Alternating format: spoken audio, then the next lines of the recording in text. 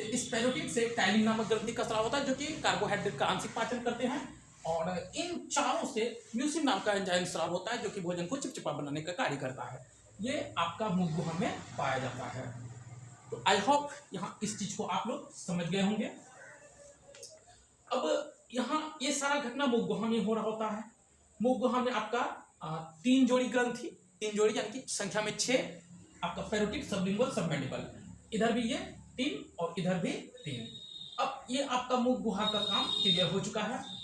अब जो है, अब आपको ये टोटली आपका मुख गुहा का हिस्सा हो गया। आप फ्रंट पर देखें कि ये जहां तक दांत वाला पर्सन है वो आपका मुख गुहा हो गया। और थ्योरी में आप लोग पढ़े हैं कि मुख गुहा के जस्ट पीछे वाला हिस्सा, यहाँ आप देख सकते हैं ये वाला हिस्सा, मैं इसे इमेज करके दिखाता हूं आपको।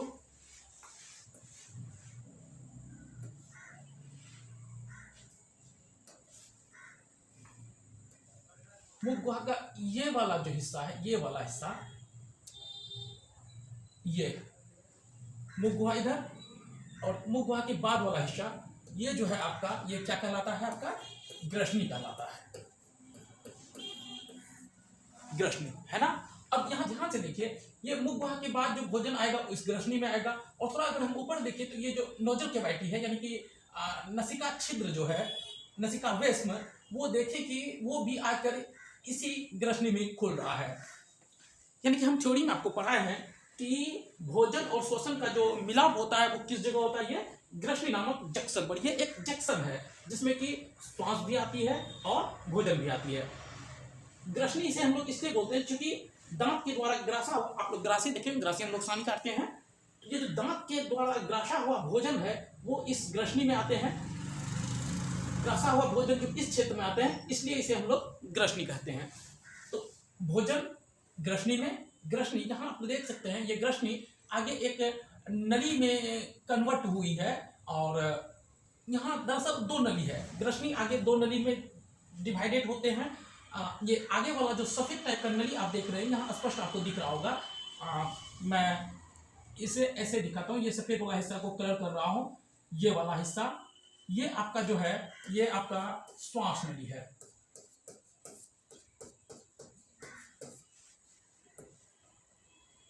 और पीछे यहीं से आपका जो निकल रहा है, ये आप देख रहे होंगे, ये आपका पीछे ऐसे चले आता है, ये आपका ग्रास नली है।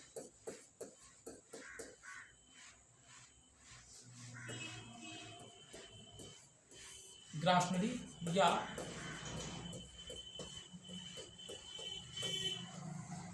भोज नली है। यहाँ पर आपका जो है कि ग्रसनी से जो भोजन ग्रास नली में आता है, वहां पर आपका निगल द्वार पाया जाता है। ठीक, अब हम स्पष्ट रूप से देखें कि भोजन मुख गुहा से होते हुए ग्रसनी में, ग्रसनी से निगल द्वार होते हुए ग्रास नली में, श्वसन नसिका छिद्र से होते हुए ग्रसनी में, ग्रसनी से कंठ द्वार होते हुए श्वास नली में। अब इसे आप बहुत अच्छे तरीके से समझ सकते हैं। ये आपका मुख गुहा है, मुख गुहा आगे आकर ग्रसनी में खुलता है। आप यहाँ ग्रसनी में खुल रहा है, आगे आप यहाँ ध्यान से देख सकते हैं कि श्वास नसिका वेस्म से होते हुए ग्रसनी, ग्रसनी से कंठ द्वार होते हुए श्वास नली में प्रवेश कर जाता है। भोजन मुख गुहा से होते हुए ग्रास नली, ग्रास नली से निगल द्वार, ये आपका निगल द्वार है। यहाँ पर आपका ग्रसनी 2 भागों में बढ़ता है, निगल द्वार होते हुए भोज नली में प्रवेश करता है। भोज नली आगे आकर, इसमें पाचन की कोई क्रिया नहीं होता है। ये भोज नली आपका ये भोज नली कर्मानुकुचन गति, यानी कि भोजन जब इसमें आ रहा होता है तो आगे वाला हिस्सा फैल जाता है, पीछे वाला हिस्सा यानी कि सिकुड़ जाता है। इस प्रकार की गति को हम लोग कर्मानुकुचन गति कहते हैं। यहाँ आप देख सकते हैं ये भोज नली आगे आकर अमाशय में खुलता है। ये अमाशय वाला हिस्सा डायफ्राम, ये जो आप देख रहे हैं ये डायफ्राम है। ये ऊपर का सिस्टम में आपका फेफड़ा, हार्ट ये सब रहता है, और नीचे के सिस्टम में ये जो डाइजेस्टिव सिस्टम है वो बटा रहता है। ये इन दोनों के बीच में फेफड़ा और हार्ट के और डाइजेस्टिव सिस्टम के बीच में आपका डायफ्राम पाया जाता है। ये जबरदस्त है, इसके बारे में हम कभी बताएं, अभी डाइजेस्टिव सिस्टम के बारे में हम आपको बता रहे हैं। इसको अभी हम हाइड कर देते हैं। यहाँ आप देख सकते हैं कि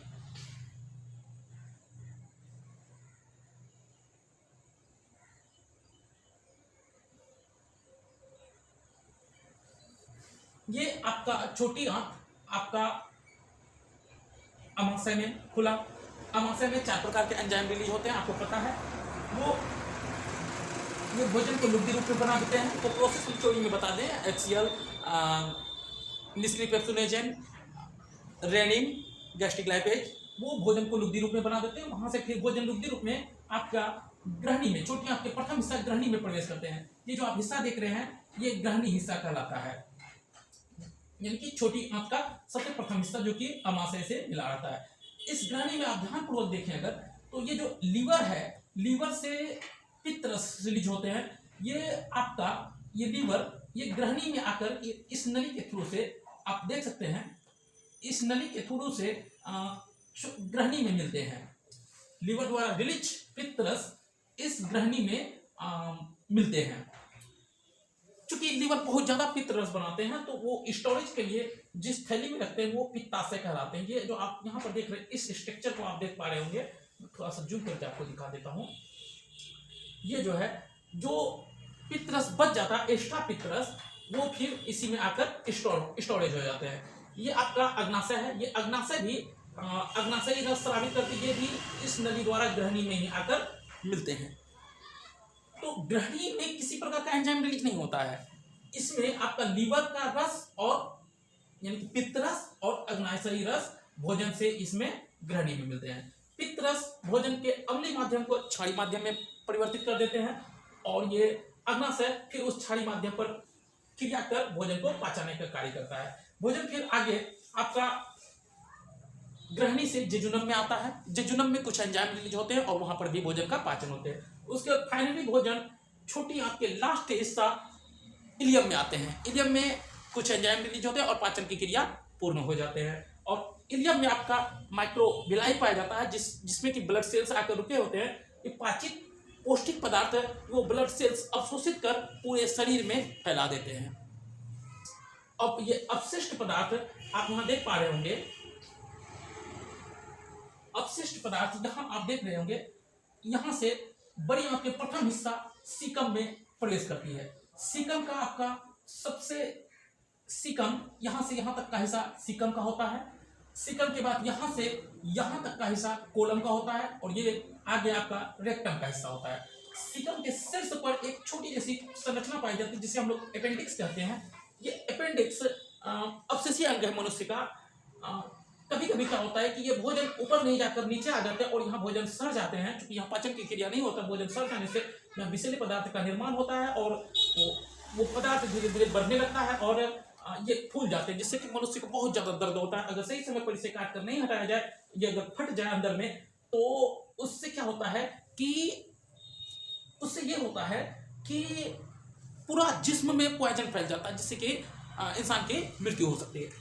तो आप लोग के एग्जाम में आता है कि अपशेषीय अंग, इनमें से कौन सा अपशेषीय अंग है, जिनमें से एक ऑप्शन के तौर पर आपका अपेंडिक्स रहेगा।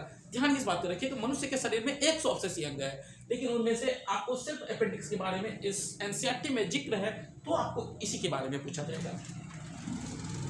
और आगे क्या होता है, ये कोलन में क्या है कि जल को अवशोषित करने का कैपेसिटी होता है। पौष्टिक अपशिष्ट पदार्थ के साथ जो जल आए हुए रहते हैं, ये कोलन में क्या है कि कोलन उस जल को अवशोषित कर फिर से शरीर को दे देते हैं, या फिर यूरेथ्री में भेज देते हैं, या फिर किडनी के पास देते हैं। किडनी से यूरेथ्री में आता है और हम लोग से एसिटिक एसिड रूप में बाहर कर देते हैं। कभी कभी क्या होता है, ये जल को अवशोषित करने में असमर्थ हो जाते हैं। उस कंडीशन में क्या होता है कि ये जो जल है यानी कि मल रेक्टम में आ जाते हैं, और इंसान को बार बार समझ रहे हैं ना, जाना पड़ता है जल अधिक हो जाने के कारण। इसका जस्ट विपरीत कभी कभी क्या होता है, ये जल को ज्यादा अवशोषित कर ले, तो इसका परिणाम ये होता है कि इंसान को कब्ज होने लगता है। मेरे ख्याल से आप इस टॉपिक को समझ गए होंगे।